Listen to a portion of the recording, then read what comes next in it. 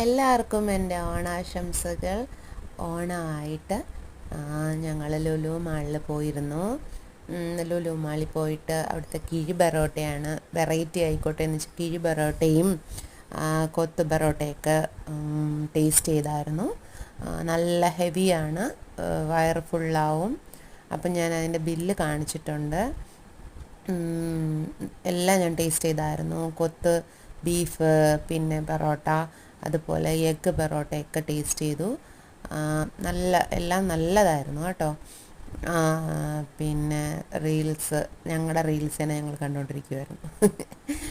പിന്നെ നല്ല വൈബായിരുന്നു കേട്ടോ അവിടെ. വലിയ തിരക്കാണോയെന്ന് ചോദിച്ചാൽ അങ്ങനെ ഒട്ടും തിരക്കൊന്നുമില്ലായിരുന്നു. കാരണം എല്ലാവരും ഫുഡ് കോർട്ടിലായിരുന്നു തിരക്ക്. ഒരു ഉച്ച സമയമൊക്കെ ആയപ്പോഴാണ് ഞങ്ങൾ പോയത്. പിന്നെ ടോവിനോയുടെ പുതിയ മൂവി